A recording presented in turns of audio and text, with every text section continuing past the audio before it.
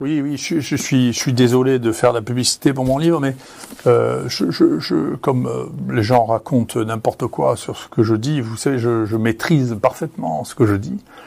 Vous avez remarqué que je donne extrêmement peu d'interviews et seulement à des gens qui n'essaient pas de me piéger ou de me poser des questions qui rediffuseront en ayant découpé des choses à l'intérieur. Et donc, 100% de ce que j'ai dit sur notre chaîne YouTube, je l'écris ensuite et vous pouvez regarder tout ce que j'ai dit et là-dedans. Donc, comme j'ai un de mes très bons amis qui était à l'Académie des sciences, et il m'a dit, mais Didier, on le sait pas, donc il faut que tu en reparles parce que on connaît pas ce livre et les gens disent n'importe quoi, rapportent que tu as dit n'importe quoi. Donc c'est très important que tu aies fait, ça s'appelle verbatim, c'est-à-dire chacun des mots que j'ai prononcés est dans ce livre, y compris ce que j'ai dit à l'Assemblée nationale, y compris ce que j'ai dit devant le Sénat.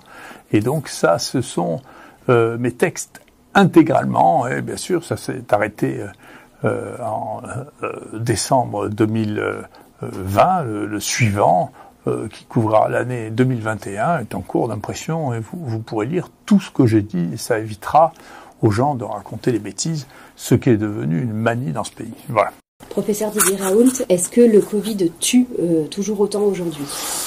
Alors, il faut regarder, alors bien sûr il y a des données sur lesquelles je reviendrai, qui sont des données publiques en France et dans le monde, mais globalement la question qui se pose actuellement, et que je crois être très importante, c'est qui meurt du Covid, et maintenant en France, qu'est-ce qui se passe ? Alors, toutes les données que je vais vous présenter aujourd'hui, aussi surprenantes qu'elles puissent vous paraître, ne sont que des données qui sont tout à fait officielles. C'est pas les miennes, c'est des données officielles. Premièrement, ça c'est l'INSEE, c'est-à-dire c'est ceux qui surveillent la mortalité, et donc vous voyez que, y compris par rapport à 2019, il n'y a jamais eu de surmortalité chez les gens de moins de 50 ans. Zéro. Il y en a eu moins de morts, vous voyez, c'est tout ce qu'on voit, et là ça c'est les derniers mois, c'est-à-dire depuis juin, vous voyez, il y a eu aucune surmortalité, et la mortalité va plutôt en descendant, avec la bonne nouvelle, c'est que même chez les plus de 85 ans, grâce, c'est le point positif de la gestion de cette crise, même il y a une diminution chez les plus de 85 ans qui est due au contrôle des EHPAD. Encore une fois, sur les données qu'on a, qui ont été entièrement analysées, celles de 2020, la moitié des morts étaient en EHPAD.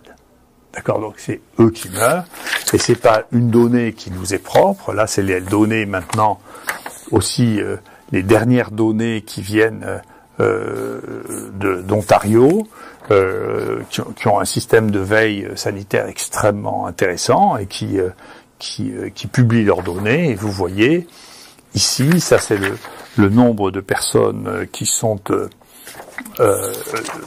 ici le nombre de personnes hospitalisées. Vous voyez le pourcentage de personnes hospitalisées avec les vaccinés et les non vaccinés. Ça c'est les vaccinés en bleu et les non vaccinés en gris. Vous voyez qu'il y a des vaccinés et des non vaccinés qui sont hospitalisés et qui sont en réa. Donc quand des gens qui disent il y a pas de vaccinés en réa, il n'y a pas de vaccinés qui sont morts, c'est faux. Nous, je peux vous dire qu'à Marseille, il y a eu 12 morts depuis un mois. Chez les gens de moins de 65 ans, il y en avait la moitié qui avaient reçu au moins 2 doses vaccinales. Donc ça ne met pas à l'abri, en particulier les immunodéprimés. Il y a une proportion, et là effectivement vous voyez les morts, toujours en Ontario, vous voyez, ce sont toujours les mêmes groupes, c'est-à-dire les plus de 50 ans, et à l'intérieur, bien entendu, dans ces groupes, il y a même si une majorité n'est pas vaccinée, vous avez des gens aussi qui sont vaccinés, donc le vaccin offre une protection, mais pas une protection totale, et j'y reviendrai. Le vaccin, ça n'est pas magique. Voilà, le vaccin, ça n'est pas magique du tout. Donc je pense que d'ailleurs, je reviendrai là-dessus, mais je vais vous remontrer quelques autres éléments à propos de ça. Le vaccin a-t-il un effet au niveau des individus ou bien au niveau de l'épidémie ? Alors, au niveau des individus, comme je vous l'ai montré, on a l'impression, avant le Omicron dont je vais reparler, que il y a une protection vis-à-vis de l'hospitalisation en réa et la mort. Elle n'est pas totale, Et donc ceux qui disent qu'elle est totale font de la propagande, c'est pas de la réalité. Je vous l'ai dit, les données ne sont pas ça. Ils montrent qu'il y a une protection. Nous, on a évalué que cette protection était à 50%. Je pense que c'était raisonnable jusqu'à Omicron. Le problème de Omicron, c'est qu'il y a pas ou extrêmement peu de réanimation et pas de mort. Pour les premières études qui sont sorties. Donc, c'est difficile de protéger contre la mort si on meurt plus du tout quand même. Donc, c'est un discours. Je reviendrai sur cette question de la propagande versus l'information, mais c'est pas réel. Ce qu'on voit actuellement nous, alors ça c'est nos données là. Ce qu'on voit nous, c'est que maintenant, vous voyez le taux de protection chez les gens qui se présentent chez nous, et donc ici entre 800 et 900 personnes, eh bien le pourcentage de positifs est comparable chez les vaccinés et chez les non vaccinés.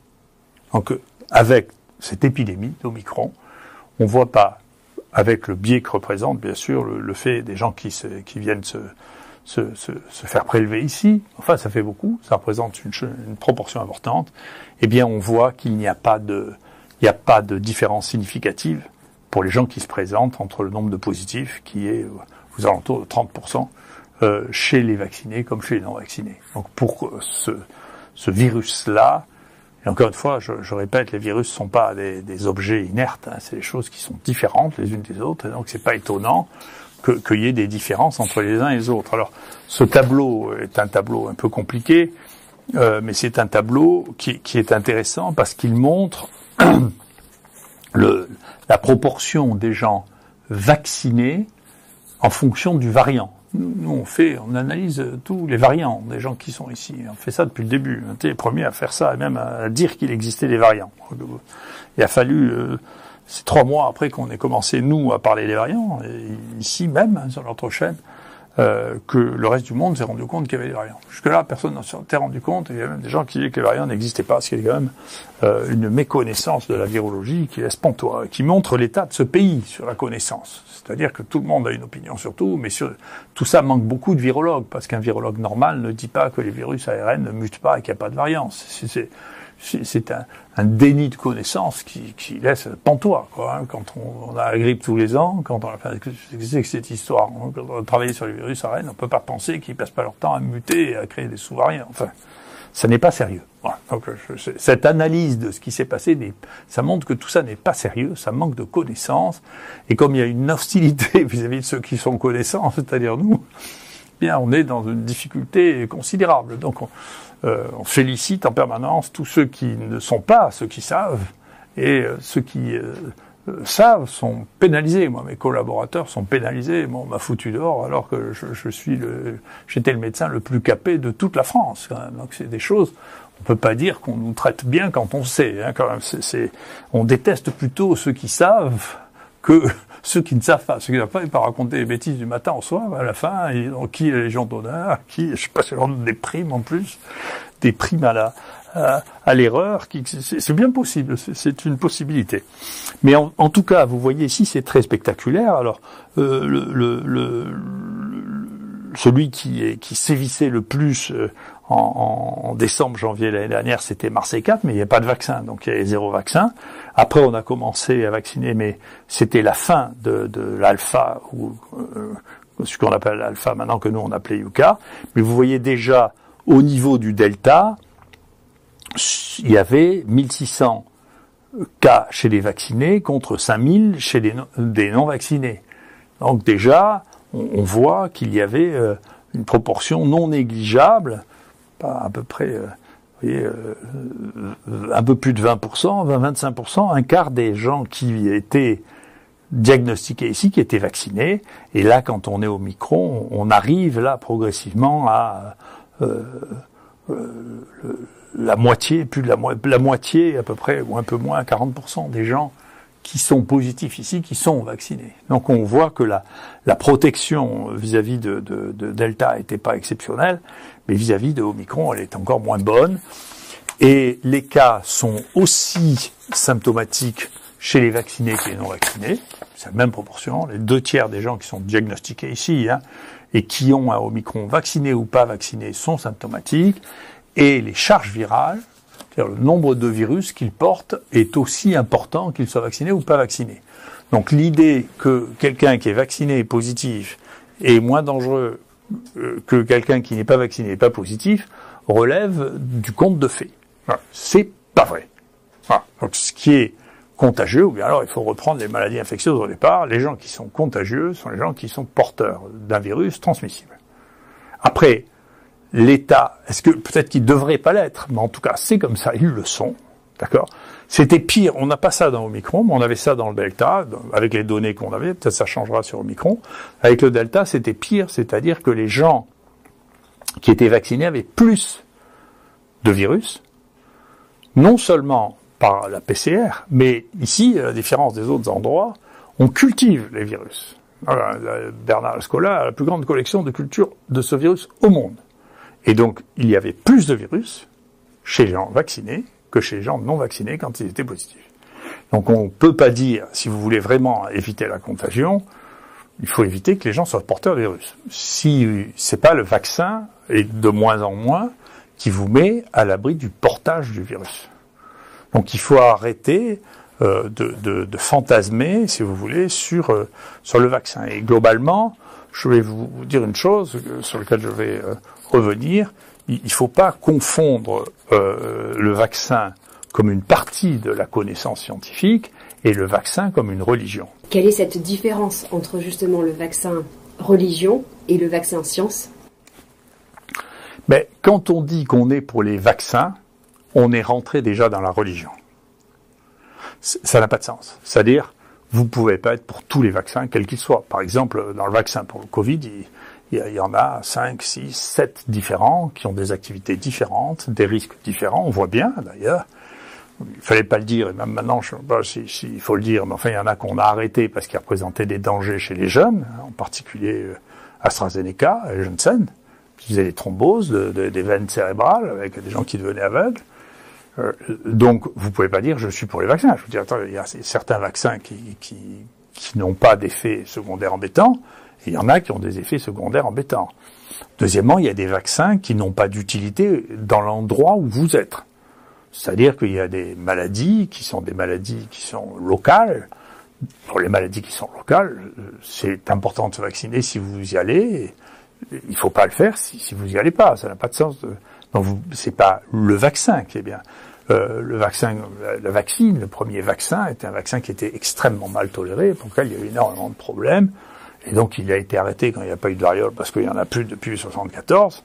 Et donc c'est un vaccin qu'il faut pas faire. Il y avait une grande discussion à laquelle j'ai participé au moment de la suspicion de bioterrorisme, où la CIA faisait croire que Saddam Hussein avait ressorti le virus de la variole et qu'il y avait des modélisateurs de John Hopkins, justement, qui avait fait un film qui s'appelle Dark Winter, où il disait qu'il allait y avoir des millions de morts.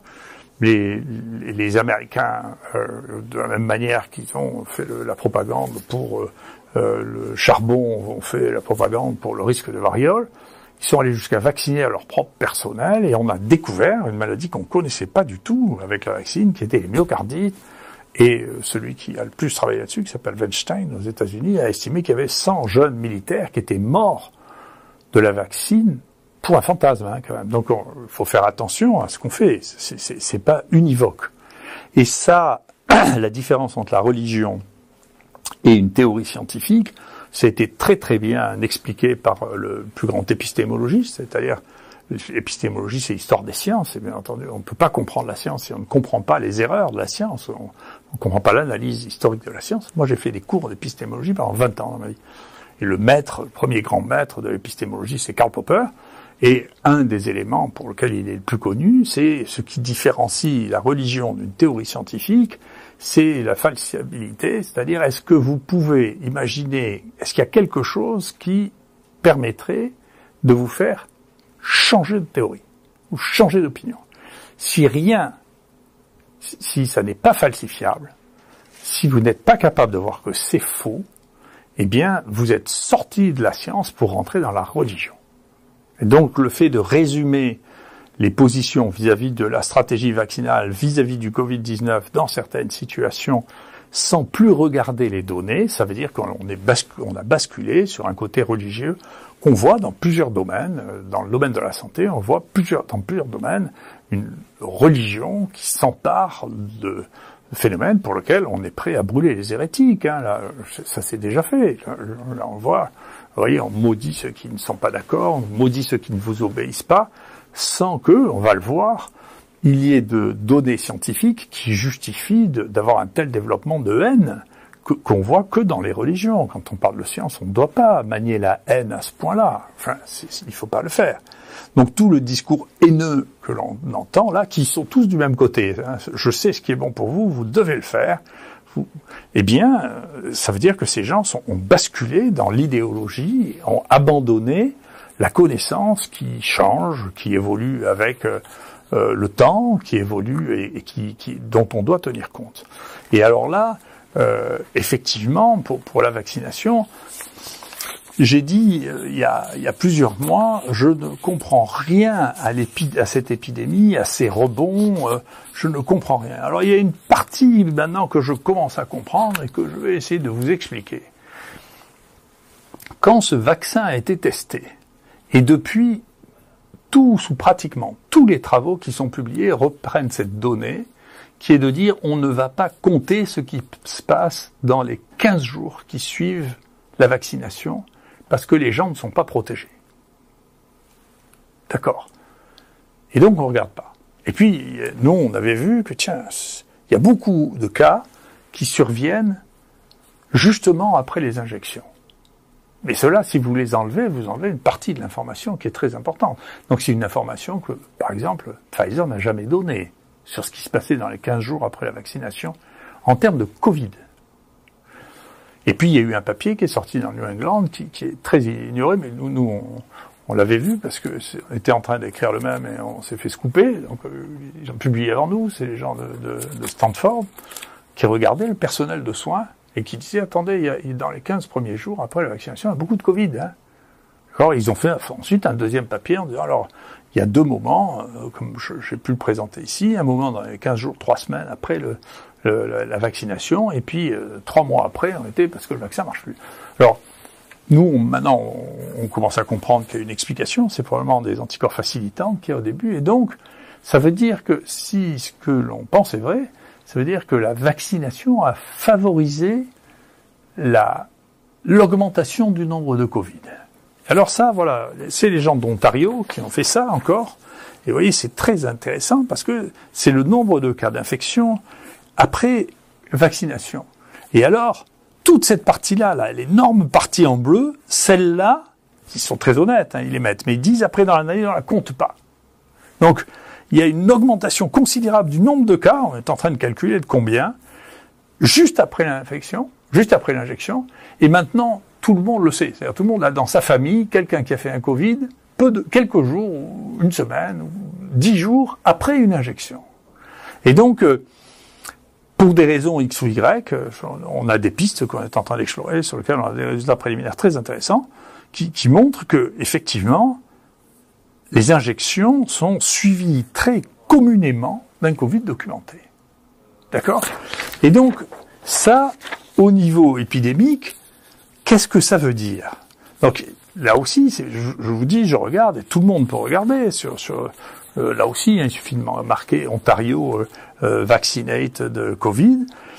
Et là, on peut regarder sur Johns Hopkins, c'est très facile. Donc ça, c'est le monde entier. Vous voyez, on en est quasiment à 9,5 milliards de doses injectées. Et ça, c'est le nombre de cas. Il n'y a jamais eu autant de cas dans le monde. Et ça, c'est le nombre de morts. Je ne sais pas s'il y en a moins. Et ça, c'est tout le nombre de vaccinations. Donc, on peut pas dire que la vaccination diminue le nombre de cas qu'il y a. C'est pas vrai. Si on veut pas voir ça, alors là, on est dans ce que Popper décrit comme étant de la religion. C'est pas vrai. C'est juste qu'on refuse de regarder les choses. Si on regarde précisément, vous regardez. Après, vous pouvez cocher sur chacun des pays et regarder ce qui se passe. Alors, là, par exemple, c'est l'Australie. L'Australie, c'est bien parce que c'est ceux qui sont les plus acharnés, là, sur le vaccin. Et s'ils sont les plus acharnés, c'est parce que c'est une réaction paradoxale. Ils y croient tellement, ils ont tellement forcé les gens à se vacciner qu'il n'y avait pas de cas. Hein, vous voyez, c'est les cas, il n'y en avait pas. Ils ont fait une campagne vaccinale massive, et depuis qu'ils ont fait cette campagne massive, ils ont eu, vous voyez, il faut regarder cette colonne-là, là, c'est les 28 jours. Donc en un mois, ils ont eu 800 000 cas, ce qui représente 80% des cas qu'ils ont depuis le début de l'épidémie. Et ça, c'est ce qui suit leur énorme campagne vaccinale sur laquelle ils ont fait 44 millions d'injections. Donc ça, il faut vous réveiller un peu. Si vous regardez ça et que vous croyez que ça marche, vous avez un problème. Hein. Donc au moins, vous avez le droit d'avoir du doute quand même. Vous n'allez pas dire, écoutez, c'est tous les fous qui se vaccinent pas qui foutent les épidémies. Là. Ou bien alors, c'est pas vrai pour l'Australie, ça. Mais généralement, la science, c'est partageable. Alors vous pouvez regarder, par exemple, la Corée du Sud, vous voyez, c'est pareil, ils étaient assez tranquilles. Ils ont commencé à vacciner, ils ont vacciné massivement, hein, vous voyez, ils ont utilisé 108 millions de doses, vous voyez, et là, ils sont à un point où ils n'ont jamais eu autant de cas, vous voyez. Et là, ça représente à peu près 25% des cas depuis le début de l'épidémie, alors que la Corée était un modèle. Voilà, c'était un modèle, et puis, pouf, ils vaccinent, et d'un coup, ils se retrouvent avec une épidémie absolument considérable. Vous regardez maintenant Singapour, c'est pareil, ouais, il n'y avait pas de morts, ils étaient tranquilles, pas de cas, ils étaient tranquilles. Ils font une campagne vaccinale, et avec la campagne vaccinale, ils sont juste à la fin de la campagne vaccinale, là, ils se retrouvent avec une épidémie, un nombre de morts absolument considérable. Regardez le Danemark, moi je citais souvent le Danemark jusque-là, mais moi je n'ai pas peur de changer mon opinion. Jusque-là, je trouvais que le Danemark c'était des gens qui avaient bien géré l'épidémie, avec relativement peu de morts, hein, les échelles sont pas les mêmes, bien sûr. Et puis, hop, on commence une grande campagne vaccinale, et là, le Danemark se retrouve avec un nombre là, le nombre de cas qu'ils ont eu depuis un mois, ça représente la moitié des cas qu'ils ont eu depuis le début de l'épidémie, juste après les campagnes vaccinales. D'accord ? Là, si vous regardez la France, vous voyez le nombre de doses vaccinales qui ont été faites dans le dernier mois, c'est 15 millions de doses vaccinales, et le nombre de cas, c'est 380 000 cas, c'est-à-dire 25% des cas qu'on a eu depuis le début de l'épidémie. Donc, dire que les stratégies vaccinales dans le monde ont permis d'avoir un contrôle de la maladie, c'est pas vrai. Alors, vous pouvez toujours me dire, oui, mais attendez, c'est peut-être passé la même chose partout. Non, pas du tout. On est en train de faire un travail, c'est dans les pays dans lesquels il y a eu le moins de vaccination, ou le pays dans lequel on a le plus utilisé les vaccins inactivés, dans lequel il y a le moins de cas, mais de manière extrêmement significative. Donc, les vaccins là que l'on a, ARN et ADN, n'ont pas permis du tout le contrôle de la maladie, ont peut-être joué un rôle sur sa sévérité, mais dans une maladie qui ne s'avère pas très très sévère, on se demande ce que ça fait, mais en tout cas, ça justifie pas qu'on menace les gens, ni qu'on les insulte, ni qu'on les empêche de vivre, en tout cas. Donc là aussi, l'intelligence, en particulier face à des maladies inconnues, à des vaccins inconnus, parce qu'on n'avait jamais fait ce type de vaccin. Puis les vaccins sur les maladies ARN, en général, vous savez, c'est pas très splendide, hein, vous n'avez qu'à regarder la grippe. Tous les ans, on est obligé de faire un réaménagement, ça protège qu'une partie, le taux de vaccination se situe entre 50 et 70%, en particulier chez les sujets les plus âgés qui sont les plus à risque. Donc on sait bien qu'on a des problèmes avec ça. Et là, les temps d'évaluation plus le fait de négliger complètement, parce qu'on ne savait pas, on savait, le seul point qu'on savait, c'était pour la dengue. On savait que si on vaccinait les gens pour la dengue, maintenant on ne vaccine les gens contre la dengue que les gens qui ont déjà eu la dengue. C'est quelque chose qu'il faudra sûrement évaluer pour le Covid. Pourquoi ? Parce que il y a des anticorps facilitants après la vaccination, et donc si vous êtes exposé à la dengue, et que vous faites une dengue alors que vous avez été vacciné, vous faites une forme beaucoup plus sévère que si vous n'êtes pas vacciné. Donc le vaccin tue plus les gens qui vont faire une dengue, si vous n'avez pas déjà eu de dengue, que les gens qui ne sont pas vaccinés. Et donc maintenant, vous pouvez regarder ça sur n'importe quel site, l'OMS, on ne recommande le vaccin chez les enfants que chez ceux qui ont déjà fait une dengue. Parce que sinon, ils risquent de faire des formes plus graves. Donc, vous voyez bien que le vaccin, c'est pas si simple, c'est pas un miracle, c'est pas une baguette magique, ça doit être adapté à la situation. Ça, c'était de l'observation. Il se trouve qu'on m'avait demandé, à titre personnel, mon avis sur la dengue, que je l'avais dit, ça, une dizaine d'années, en disant, faites attention, les deuxièmes dengues sont plus graves que les premières, et donc si vous vous vaccinez, vous savez pas ce qui se passera après. Bon, j'ai prêché dans le désert. Mais peu importe, ça veut dire qu'on savait ça. Moi, je l'avais vu parce que j'ai vu beaucoup de dingues quand j'ai fait mon service militaire à Tahiti. Donc, et on voyait bien que les gosses qui avaient déjà fait une dingue faisaient des dingues hémorragiques. Ceux qui faisaient leur première dingue, ils faisaient un truc qui passait relativement facilement. Donc, chaque situation, donc il y a des vaccins dont on sait qu'ils aggravent les choses. C'est pas une nouveauté. Ça veut dire que c'est pas une baguette magique. Hier, je me rappelle, c'est une des raisons pour lesquelles je veux plus aller dans les plateaux télé. Il y a un de ces intervieweurs là qui m'expliquait ce que c'était la poliomyélite. Ça fait 2 ans qu'on a plus de poliomyélite vaccinale, c'est-à-dire qu'on induit des poliomyélites qu'il n'y a de poliomyélite naturelle. On a réintroduit avec des vaccins vivants, là c'est l'inverse de ce qu'on fait là maintenant, on a réintroduit dans des continents dans lesquels ça avait disparu depuis 30 ou 40 ans de la poliomyélite à cause des vaccins. Donc ça veut dire, c'est pas tous les vaccins qu'il faut arrêter. Ça veut dire, il y a des vaccins qui marchent très bien, il y en a y compris qui sont pas remboursés en France, il y en a qui marchent pas, il y en a qui sont dangereux. C'est comme ça. C'est pas une baguette magique. C'est pas de la religion. C'est de la connaissance. Et quand la connaissance évolue, nos stratégies doivent évoluer. Sinon, c'est comme si on était mort avant qu'on sache ce qui s'était passé depuis. On peut pas s'arrêter de penser, on peut pas s'arrêter d'analyser les choses. Voilà. Ensuite, je veux faire juste une mise au point là aussi parce que j'ai été mis en cause d'une manière qui m'ennuie sur les habitants de cette ville dans les quartiers nord où on est allé faire de la propagande en disant que les gens des quartiers nord n'étaient pas vaccinés et que du coup il y avait plus de gens malades dans les quartiers nord et plus de Covid dans les quartiers nord. C'est de la propagande, c'est pas vrai encore, c'est une propagande en plus. Vous voyez, nous ici, il y a, vous voyez, on a des systèmes de surveillance, donc on voit très bien quartier par quartier le nombre de gens qui viennent se faire tester, ceux qui sont positifs, et on voit très bien qu'il n'y a pas plus de positifs et pas moins de positifs d'ailleurs dans le quartier nord que dans les autres. Ici c'est un biais, c'est là où est l'IHU, donc quand les gens connaissent pas l'adresse, ils mettent l'adresse de l'IHU. Donc il n'y en a pas plus dans le 5e. Mais nos amis pompiers de la ville de Marseille nous donnent des éléments de surveillance très très fiables qui prédisent vraiment les épidémies, qui détectent les épidémies, je ne veux pas dire prédire, qui détectent les épidémies plus précocement.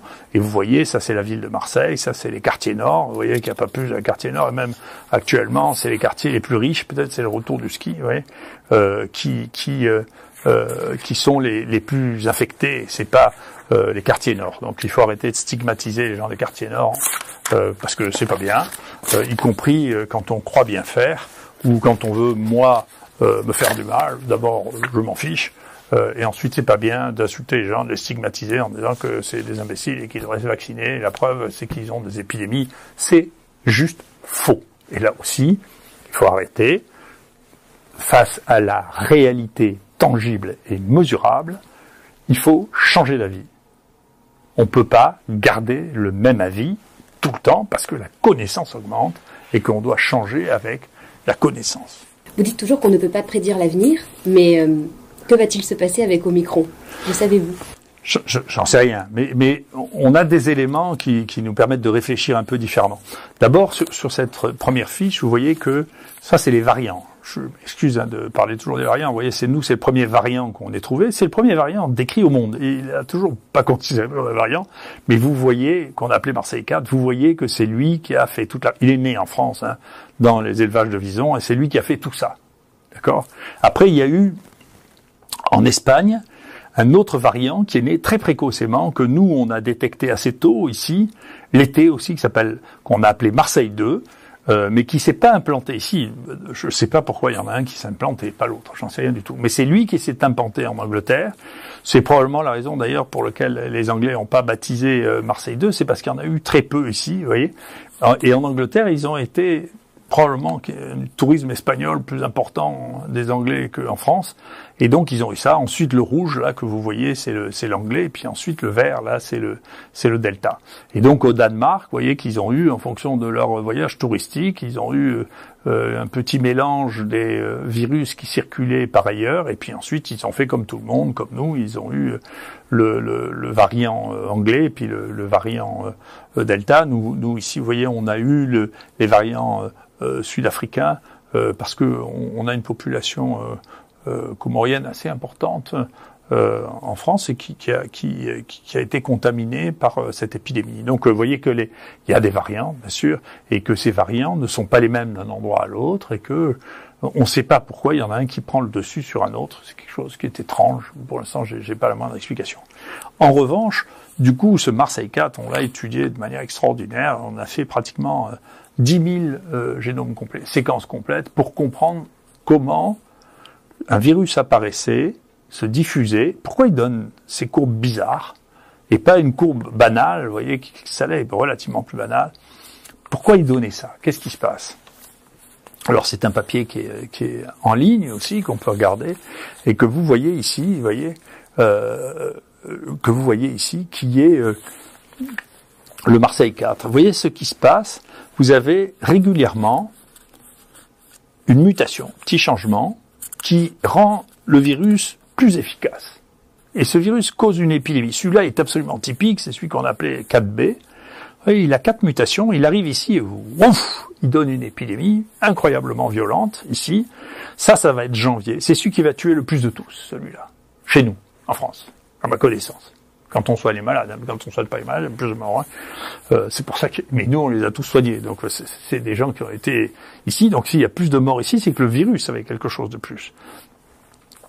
Et vous voyez, à chaque fois, on a mesuré, à chaque fois qu'il y a quelque chose qui a un nouveau mutant qui apparaît, vous voyez, un linéage, ce qu'on appelle les variants, c'est quand ils ont plus de 5 mutations et plus de 50 cas, c'est un variant. Les autres, c'est des mutants, mais c'est des mutants qui peuvent initier une nouvelle petite épidémie, et ça explique que, en particulier, vous voyez, ici, ça baissait, quand on regardait l'évolution de l'épidémie, ça baissait, et puis hop, ça remonte ici, et c'est en grande partie lié à ce nouveau variant qui est arrivé, qui est en réalité une autre épidémie. D'accord? Donc c'est des épidémies différentes. Et qu'est-ce qui fait que ça s'arrête? Eh bien, vous regardez au fur et à mesure, vous voyez, les mutations, alors non seulement, bien sûr, il y a des mutations, mais elles ont un rythme tout à fait régulier, c'est-à-dire que en moyenne, il y a une mutation tous les 15 jours, sur toutes les branches virales. Et au bout d'un moment, ça veut dire qu'elles se dispersent parce qu'ils n'ont pas tous les mêmes mutations. Et quand vous arrivez à ce degré de dispersion-là, quand un nouveau clone ou un nouveau sous-linéage a accumulé un certain nombre de mutations, en moyenne 7 à 8 mutations, en réalité, il disparaît. Parce qu'il est trop dispersé et que ces petites mutations qui n'ont pas d'effet favorable, c'est-à-dire qui ne permettent pas de refaire une nouvelle branche, ont un effet en s'accumulant défavorable qui fait qu'ils s'épuisent.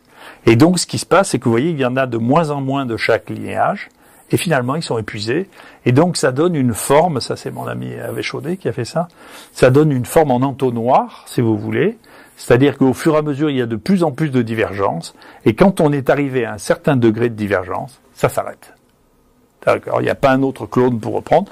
Là, on aurait pu penser que ça allait s'arrêter là, puis pouf, il y a un nouveau clone qui est apparu, et hop, qui a redonné une petite épidémie.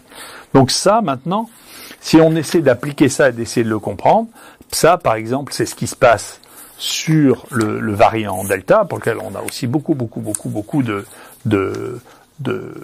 séquences, grâce à Emergen, c'est le gouvernement qui nous a permis d'avoir un équipement qui nous permet de faire ça, et donc vous voyez que quand ils font quelque chose de gentil pour nous, c'est pas pour nous, c'est pour le pays, je le dis, je suis neutre, je dis les EHPAD, le Novasec, tout ça, c'est des points positifs. Après, le reste, je suis pas d'accord avec tout, mais c'est mon droit comme citoyen et c'est mon devoir comme scientifique. Vous voyez que c'est ce qui s'est passé pour le Delta à partir d'un certain point, à partir d'un certain nombre d'accumulations de mutations dans chacune des sous-branches. Tout ça, c'est des sous-branches différentes du Delta. Et donc, c'est pas une épidémie. Vous voyez, toutes ces branches-là sont des épidémies différentes, des petites épidémies différentes qui ont commencé avec une mutation spécifique qui leur a permis de se développer. Et vous voyez qu'à partir d'un certain nombre de mutations, que vous voyez mieux sur ce dessin-là, vous voyez, là on regarde les rapports génétiques des virus entre eux, tandis que là on regarde l'apparition des mutations. Vous voyez que sur chaque branche, au bout de 7-8 mutations, la branche s'arrête. Et donc on peut dire que quand il y a, sur ce que nous avons observé jusqu'à maintenant, quand il y a une nouvelle branche qui apparaît, quand elle a accumulé 7, 8, 9 mutations, elle disparaît. Et si vous ramenez ça à chaque mutation, en paraît, il y a une mutation nouvelle tous les 15 jours, ça veut dire que 7, 8 mutations, c'est la durée d'une épidémie avec un clone unique, ça veut dire 3 mois et demi, 4 mois. Voilà. Et donc, où est-ce qu'on en est pour Omicron? Eh bien voilà, Omicron, ça c'est les séquences que nous avons nous, vous voyez. Voilà, il y a une divergence déjà très très extraordinaire de ces Omicron. Il y a plein de nouveaux clones qui apparaissent. Et là, vous voyez, si on regarde quel est le nombre de mutations dans chaque clone, vous voyez qu'on n'en est pas à 7 ou 8, donc on en est plutôt à 3, 4. D'accord? Et ça, si ça se passe avec Omicron comme avec les autres, c'est-à-dire qu'il y en a encore pour 3 mois, 2 à 3 mois. Enfin, 2 mois. Voilà. Si ça se passe comme les autres. Donc si le profil que nous avons défini pour le Marseille 4, avec plus de 10 000 séquences, on a des capacités d'analyse de séquences qui n'existaient pas avant, et donc on peut prendre un clone et le surveiller. Et pour 4, on a la chance parce que, comme il est né en France et que la première séquence c'est nous, et qu'il est mort en France, on a eu toute son histoire. Donc on peut raconter toute son histoire. Alors, est-ce que toutes les histoires de Covid vont être les mêmes? J'en sais rien du tout. Mais en tout cas, pour celui-là, on peut raconter toute son histoire. Et donc, on a raconté toute son histoire. Et à partir de ça, on déduit que les autres histoires risquent d'être les mêmes. En tout cas, c'est ce que l'on pense, c'est qu'il y a un cycle et que c'est des virus qui ont une dynamique cyclique. Voilà. Est-ce que ces cycles vont être corrélés avec la saison? J'en sais rien du tout. On avait l'impression, c'est un des éléments de l'écosystème qui joue certainement dans l'épidémie, en particulier parce que ça joue sur les comportements interhumains. Je ne sais pas si les interventions humaines jouent sur la durée de la maladie, parce que si ce que je dis est vrai, de toute manière, la fin de l'histoire du virus, c'est quand il a eu suffisamment de temps pour accumuler suffisamment de mutations, et que ces mutations, elles arrivent tous les 15 jours. Que donc, peut-être que le nombre peut changer en fonction des mesures que l'on prend, mais la durée de l'épidémie, elle est probablement simplement liée au nombre de mutations que le virus est capable d'accumuler, donc du temps. Et donc, c'est probablement la raison pour laquelle les épidémies, y compris les épidémies bactériennes, les épidémies virales, à un moment s'arrêtent. Donc on sait bien que dans les épidémies anciennes, la variole, c'était pas permanent, la variole, il y avait des poussées épidémiques, et puis ça disparaissait, et puis les poussées épidémiques. Alors on peut pas les analyser dans le détail, le truc de la variole ancienne, parce qu'en France, on n'a pas le droit de séquencer le virus de la variole ancienne. Pas le droit de séquencer.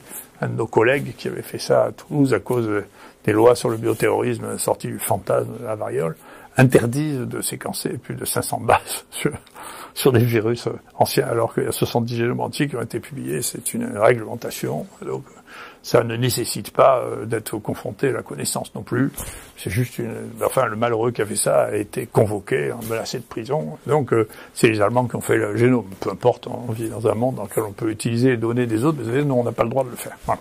Mais sinon, ça serait extrêmement intéressant d'essayer de retrouver des anciens foyers de variole pour séquencer, pour voir si effectivement, maintenant on sait que c'est vrai pour la peste, à chaque fois c'était des variants différents, et pas du tout, il y avait une grande théorie, mais qui était une théorie de l'époque, de la fin des années 50, il y a eu 3 grandes pandémies avec 3 microbes différents. C'est pas comme ça du tout, c'était des variants à chaque fois, et donc, parce que maintenant on a une quantité de séquences de génome de la peste qui nous permettent de comprendre ça, qu'on n'aurait pas compris sans ça. Donc c'est la connaissance qui doit nous obliger à changer d'hypothèse, et si on n'est pas capable de changer d'hypothèse, c'est qu'on a basculé dans la religion. Voilà. Merci.